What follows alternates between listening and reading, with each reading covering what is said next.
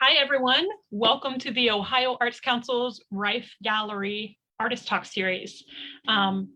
Today's series, we're going to listen to Jonathan Grimm, one of the employees of the state of Ohio. This exhibition is called After Hours, Artwork by State of Ohio Employees. A little bit of housekeeping. As you have questions, please be sure to put them in the comments or the chat, and we'll be sure to get them at the end of the artist talk. And you can remain on mute, totally fine. If you'd like to have your video on, also fine. Without further ado, let's have a listen to Jonathan. Good evening. I'm Jonathan Grimm. Welcome to my artist talk. I would like to tell you a little about myself and my journey to become the photographer I am today. I live in Columbus with my wife, Jessica, nearly 23 years. Our anniversary is the 28th, woohoo. Together, we have two children, Jenna and Jasmine. Sorry, my finger slipped. As the son of an Air Force officer, I grew up moving about every 3 to 4 years, and this continued after my father separated from the service. Because of this, I decided I get to choose which city I call my hometown. I chose Gallipolis because I feel that's where I made the most friends, and so many things happen that shape my personality. We moved again between my sophomore and junior year, and I graduated from high school in 1996 at Jackson High School. I worked for a few years and took a couple college classes at the University of Rio Grande before deciding to join the Air Force in 1998. I served 5 years at Whiteman Air Force Base in Missouri, where I worked in the 509th Transportation Squadron as a vehicle operator dispatcher. After separating from the Air Force, I worked for the Transportation Security Administration for 4 years before going to the Ohio Industrial Commission, where I started in the mailroom. I eventually moved into my current position, where I schedule medical exams for injured workers. I've been with the Industrial Commission for going on 14 years. In 2011, I decided to go back to school. I had my sights set on becoming a website designer. While the classes were interesting, I really didn't connect with the programming languages. But one of the required courses that did connect was Intro to Digital Photography. That class changed everything for me. I didn't even own a camera at the time, so I purchased a used Canon point and shoot camera from a guy on Craigslist. This camera helped me through that first class and ignited my passion. I was hooked. After that class, I bought my first real camera, a Canon Rebel XS, and a few cheap lenses.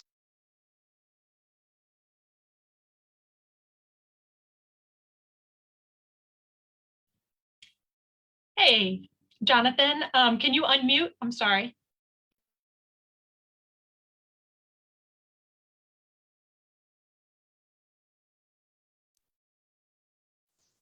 Oh, should I start over?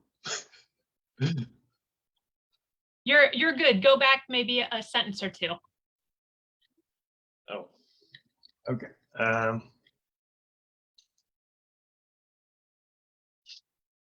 After that class, I bought my first real camera, Canon Rebel XS, and a few cheap lenses. I changed my focus and started taking classes to get digital photography certificates because I wanted to learn as much as possible quickly. I learned how to use the functions and started using the camera in manual mode, where I got to decide how the shots would be taken. I eventually wanted better quality images and started saving to purchase better lenses and then an upgrade of the camera body.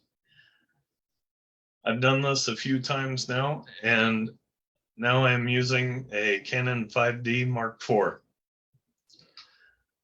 There are a couple lenses I have my sights on that will expand my options for distance, quality, and framing.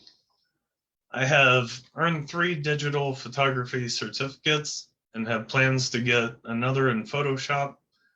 Then I will turn my attention to a degree.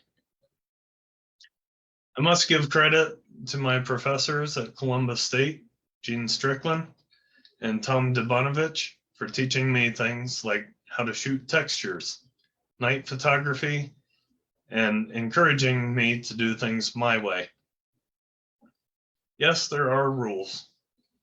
What you must learn is that these rules are no different than the rules of a computer system.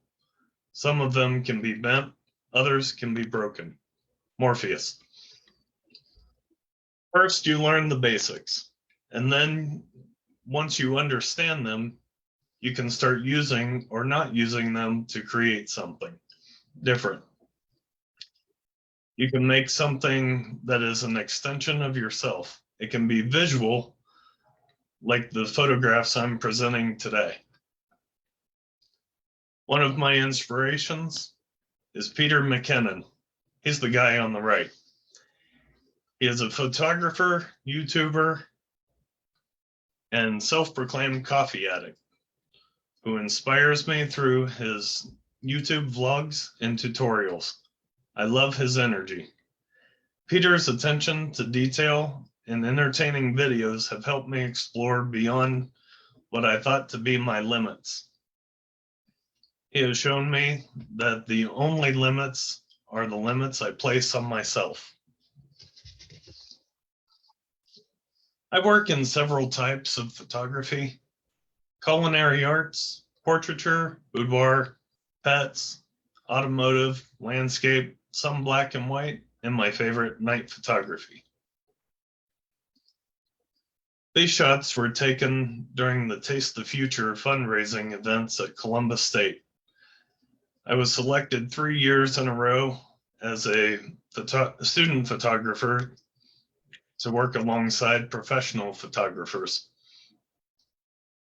There are typically less than 10 photographers, and I felt I was in the company of some extremely talented photographers covering this event. I love to show emotion. Oh, sorry. I got lost. It was truly an honor to be able to work with them and to get some tips. My portraiture and work covers boudoir, fashion, lifestyle, family groups, and senior portraits. I love to show emotion and personality in the portraits I take. Then there's pets.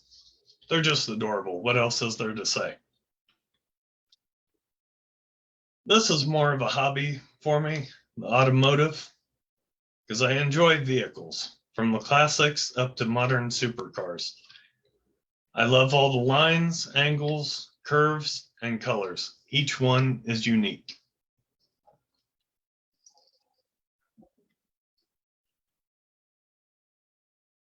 This is where I started, and everything else grew from the landscapes. This is one of my favorite landscapes.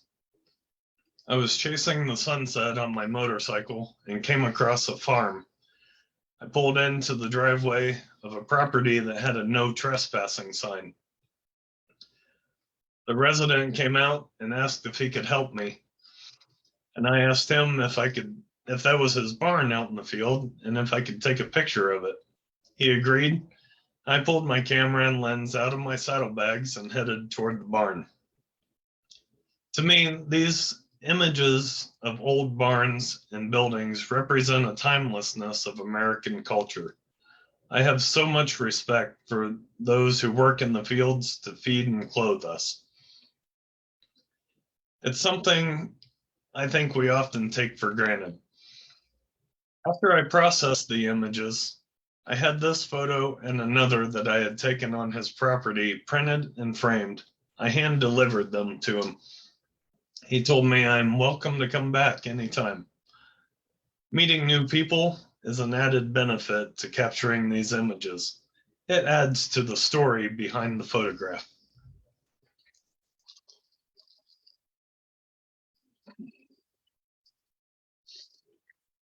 This next landscape displays the peacefulness of this natural environment. If you look to the left side of the photograph, you can see a little red and white lighthouse. It's kind of like trying to find Waldo. It gives a little unnatural splash of color. This can be a small reminder that while we are advancing technologies, we are also changing the view of the landscape little by little. The third landscape is titled Serenity. I love the combination of the mist and the colors and how the goose is just drifting in the serenity of the pond. The last landscape is a panorama consisting of several images taken at Scioto Audubon and stitched together in Photoshop. As I turned the camera about 180 degrees on a tripod, I snapped a shot about every 15 degrees. Now here are a couple black and white nighttime long exposures. As I said, I don't do a lot of black and white, but I really like how these shots came out. This brings us to night photography.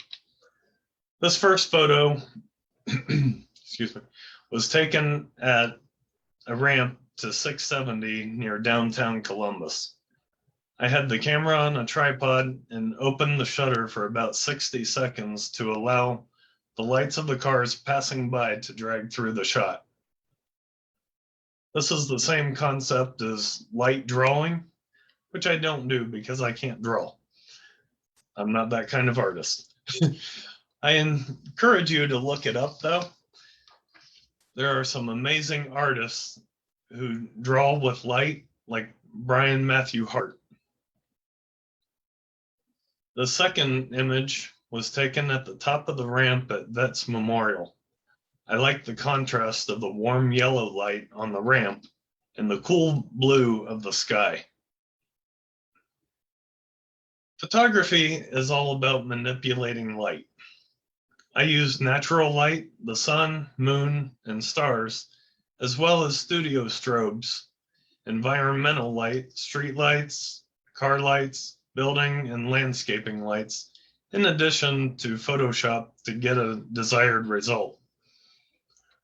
Night photography is what I enjoy the most, specifically capturing star trails. This is a topic I love to discuss, and I'm going to dive into more technical details.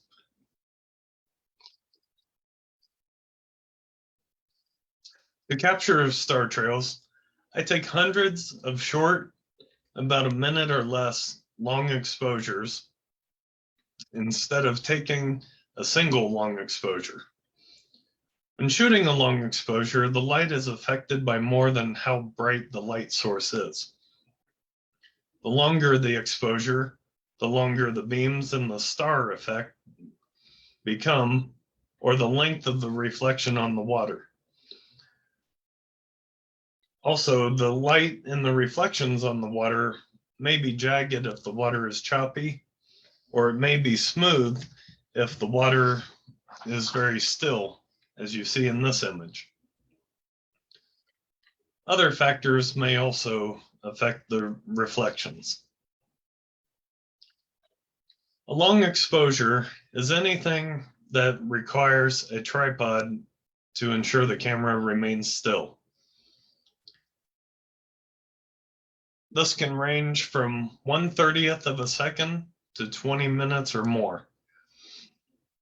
I started off with 10 to 15-minute exposures, and that produced some decent results. I think my longest exposure was 25 minutes. I quickly learned there are some pitfalls to capturing star trails this way. The camera's sensor will heat up and can cause discoloration in hot spots. It creates more and more noise as the exposure gets longer. Noise is a visual distortion similar to the grain found in film photographs and it can sometimes look like spots of discoloration. It often ruins an image. I started doing research to fix these issues.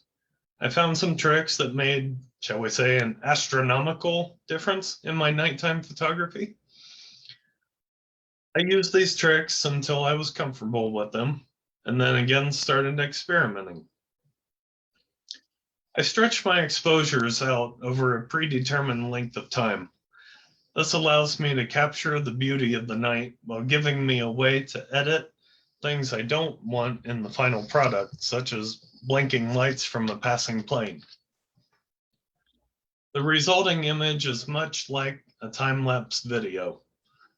Instead of seeing stars moving across the sky as the Earth rotates to produce a few seconds or minutes of video, you see each of those images all at once as star trails. It is the visible passage of time contained in a single photograph, which shows the beginning of the first shot to the end of the final shot. Another issue I ran into was light pollution. Light pollution is caused by ambient light from cities or nearby light sources. Sometimes light pollution can work in your favor. In this photo I took at a quarry in Glenford, Ohio, the city lights illuminate the clouds, which are then reflected on the water. The best way to fix the light pollution issue is to find an area which has little to no light pollution. But finding areas such as dark sky parks are very difficult without going to extremely rural areas.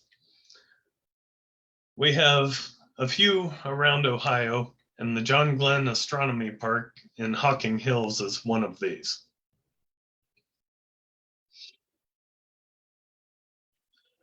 But here, even here, if you are facing northwest, you will still get some light pollution close to the horizon. Currently, I am working on doing night photographs of houses.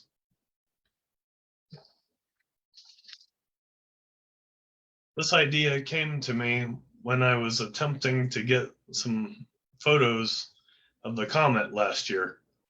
The sky was too cloudy where the comet was located, but I wasn't going to waste the opportunity to take some other shots at this location. I shot this and then turned around, and when I saw how gorgeous the house looked, all lit up at night, I couldn't pass up the opportunity to capture the view. I decided I liked the result so much, I wanted to see if I could get star trails and a house. I figured the best test subject would be my own house. You can see by the decorations, it was around Halloween. I think it turned out very well for a first attempt. This gave me a starting point. For the future, I plan to start the shoot earlier in the evening to get the house when there is more natural lighting, so more details on the house and the trees are visible. The interesting thing about doing star trails in a photo of someone's house is the viewpoint will be different for every house because the angle will be different. It's like a fingerprint for each house. For example, in the picture of my house, the star trails are very circular because I'm facing the North Star. When I shot these from my backyard facing south, this was the result.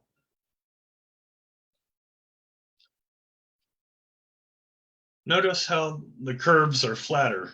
Each image was taken at ISO 100 at f2.8 for 10 seconds. I'm hoping to perfect these house photos by the end of the summer. I'm also trying my hand at flying a drone to see if it's something I want to add to my toolkit. I'm not a gamer, so it's difficult for me. I'm not good at controlling tiny joysticks with my thumbs. I'm an experimentalist. Anytime we move to a new area, we drive around until we are lost, and then we try to find our way back to familiar areas. As a last resort, we use GPS. This helps us learn how to navigate unfamiliar territory. In photography, I get ideas and then experiment to figure out how to make them work. As a last resort, I research methods to make it work if I'm still interested after experimenting. By looking at the variety of photos provided in this artist talk, you can get an idea about what drives me and perhaps a little about how my mind works, the steps I go through to mentally come up with ideas for how to shoot an image, and how I plan to process it to get the final result I want. For example, a couple years ago, I wanted to capture a waterfall at night. It was so dark at this location that simply doing a long exposure wasn't going to get the result I was looking for. After a few tests, I decided to use light painting to illuminate the areas I really wanted to stand out. Light painting is simply shining a light on an area for part of the shot to make an area visible in the dark. Typically, if you have a bright background, objects in the foreground are going to be silhouetted.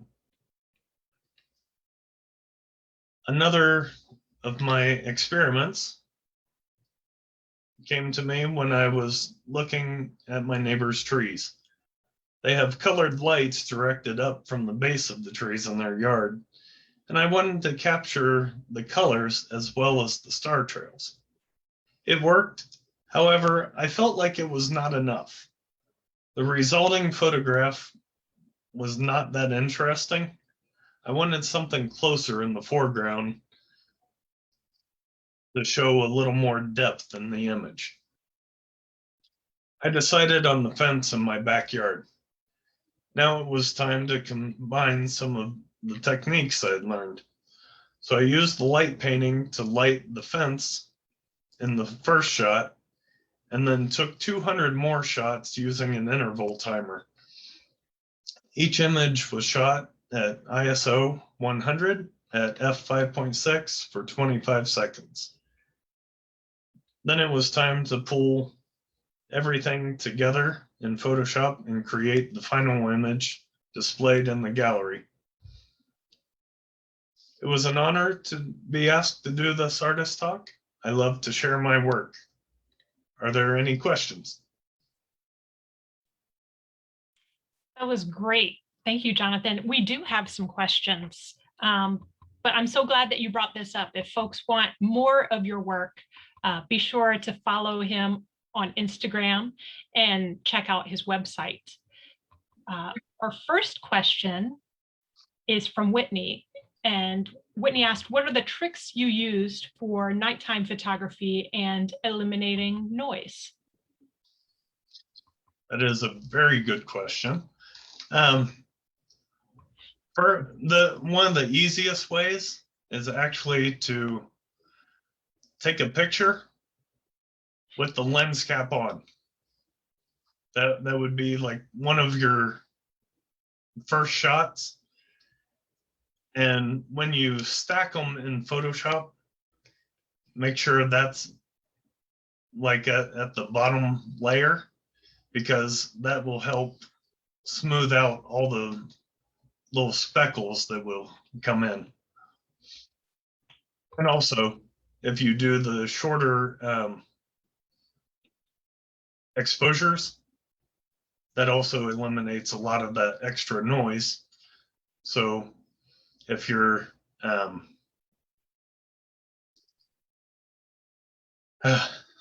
so instead of having all the noise coming in from doing the longer and longer exposure, you get the shorter things with less. That makes sense. But yes.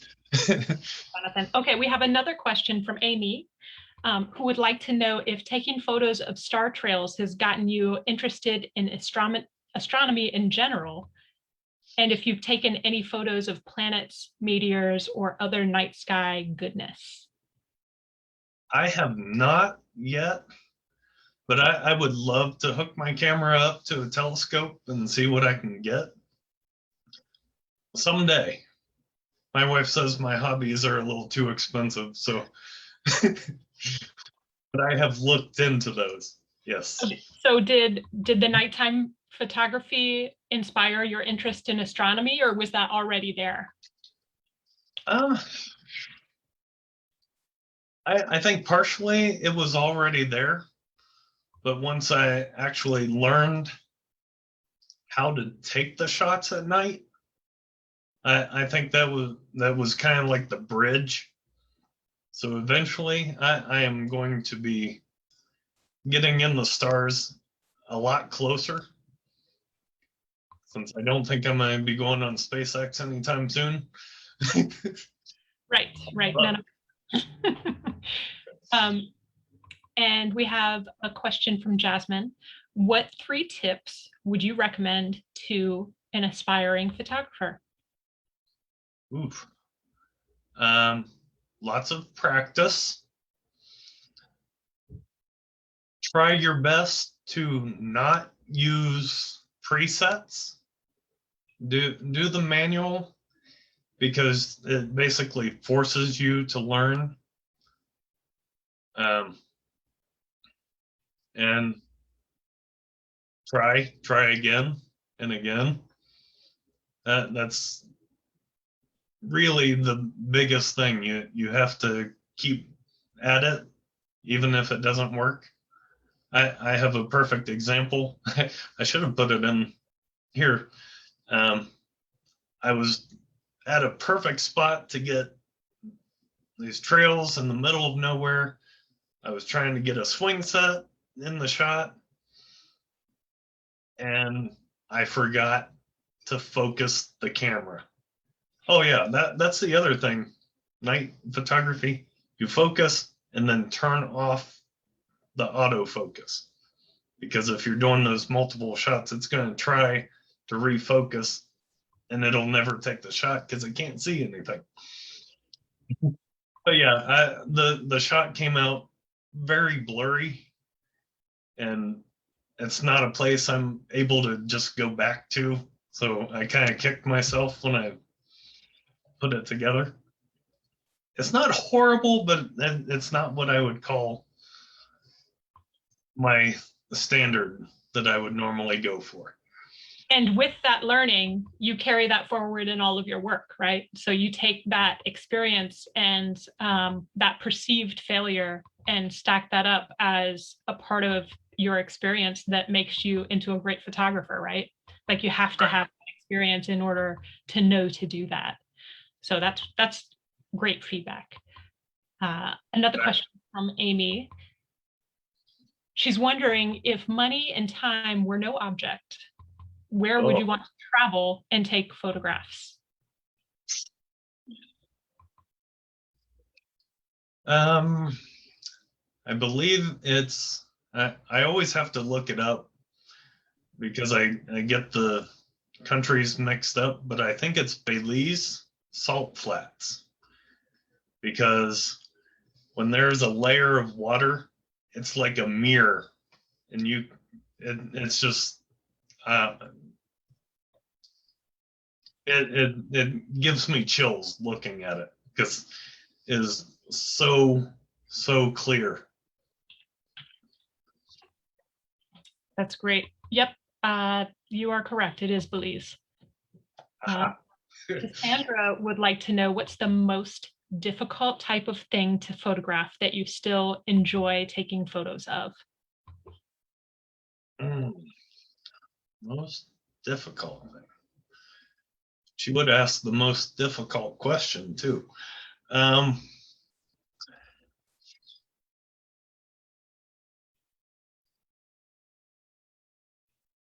Oh, wow, that is really a stumper.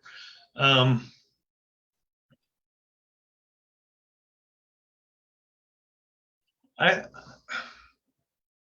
kind of want to say waterfalls. It sounds like it should be simple, but if you're wanting to get that smooth, like fairy tale kind of effect to it, you have to do a long exposure. But to do that in the daylight, it's really hard because you pull in all that light and then you get washed out. So yeah, I think I would have to go with waterfalls. There are other tricks you have to do with that. Neutral density filter. That's something to look up. Yes. Whitney would like to know if you prefer working with people or prefer landscape and nature photography. Yes. I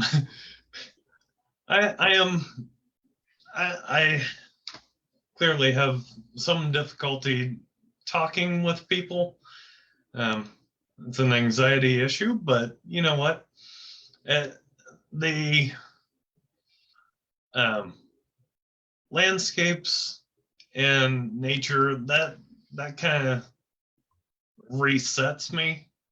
So after working with people, I tend to seek out the nature. So it kind of gives me a nice balance. And I know that with the anxiety, if I'm talking to people, that's practice for me to get better at it. So it's something that I'm constantly working on. That's great. So, Jonathan, we had some really great conversations when we started talking about you doing this artist talk. And what I thought was really phenomenal about the works that you submitted, photography is this great medium that captures a moment in time.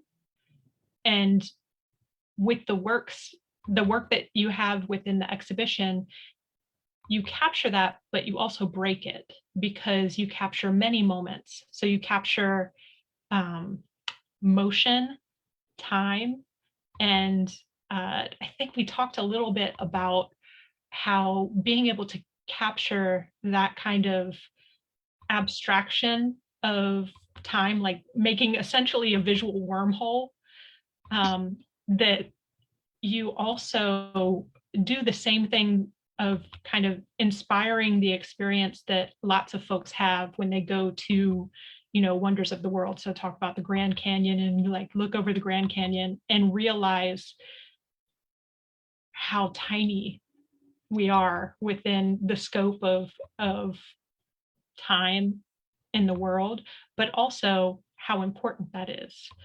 Could you talk a little bit about when you get to a completed piece within the process of your work, how do you identify that? Like I know your curiosity is really driving you through, but can you talk a little bit more about how you know when particularly your star trails are finished?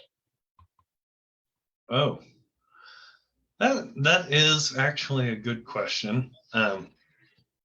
Because I have done some where I have actually cut out some of the shots that I've taken. Actually, that shot from the back of my house, the daylight actually decided for me when it was done, because I had started the shot at something like 4 o'clock in the morning. So instead of it getting darker, it was actually getting lighter as I took the shots. So at some point, it was just too bright. So then when I put it all together, it was just a light blue sky and there was no star trails. So as far as doing it like in the evening going into the night, I'm not sure if there is a stopping point. I mean, I have seen some where there is so many star trails, it seems overwhelming. Um, yeah, I don't think I've ever actually reached that point, but I definitely want to try. um, oh, I just had another idea that just um, came to mind. I want to try experimenting with. Um, Yeah, what's next? Tell us. I was going to say, you want me to share this? Because I just got done talking about how, you know, you take pictures of star trails from this direction. They have this, shape to them. I haven't tried combining, like moving from this spot to turning like maybe 90 degrees and capturing some more, and then putting that whole shot together and have them like crisscross. I think that's going to be my next thing. That might be this weekend. I will be very excited to see the results of that for sure. So, tell me a little bit about what it means to be a part of this exhibition to you. Oh, it is definitely an honor. Um, I get excited every time. Um, this is my second time in the show. I put things in the first time and I was just like, yeah, I didn't expect anything. And then it got in and I was just like, whoa, it I actually produced something that somebody likes outside of my family. Because, family has to like everything that you do. So unless you have those who are brutally honest, and I didn't have the sense that people were just saying it, but also in the back of my mind I'm going, is it really good enough? And then more classes and getting to do the things that I liked, but using the stuff that I learned, it all started coming together and my confidence started building more. And so, getting a second chance to get something into a gallery was very exciting. And even more so, the thing I enjoy the most, the star trails. So, yeah, I'm humbled by that. That's great. So, another question that I have for you is, this is an exhibition that is all state workers. So you have a full-time job, right? Yeah, right. And then you have this, after hours endeavor, this really wonderful photography passion that you're fulfilling. Can you talk a little bit about how you balance those, and if you have felt like you've come more into your own through finding this creative outlet, or like what has that looked like for you in this pathway for your creativity?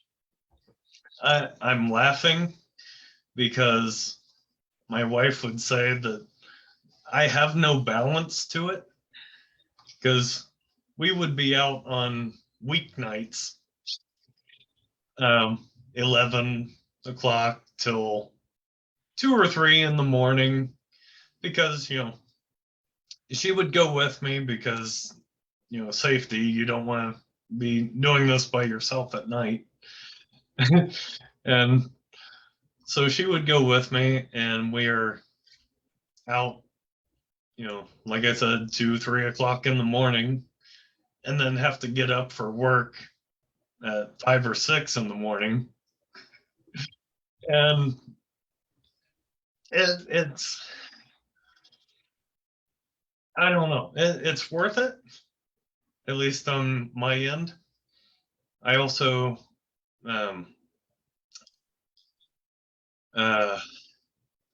commandeer other people who also are interested in photography, and they kind of take up some of what my wife is not wanting to do on weeknights. But it's not bad. I mean, I like that I get to do what appeals to me, and I guess that's kind of the balance between the sitting and scheduling exams, talking on the phone, which I really, really don't like. Why I went into a job where that's what I do, is call people all day, every day, I don't know. But you're helping people, so that's great. Right. And there are some great doctors that I call to schedule. They are also an inspiration to me. That's wonderful. Dr. Shapiro, thank you. He's in the audience. Yeah. Yes, it gives me the balance. It doesn't feel like work when I'm doing the photography stuff. And then during the day, it's work. But I don't mind the work as long as I get to play. Mm-hmm. At least your balance. Somewhat. Right. It's your balance. That's great. So what I really love hearing about your work, and what I've picked up on this artist talk, is that, and I noticed this in very nearly every single creative, and I appreciate it so much, is curiosity drives your learning. So, you have maybe a misstep, and then you recognize that there's something in that, or that there's something that you need to learn, and you pursue it further.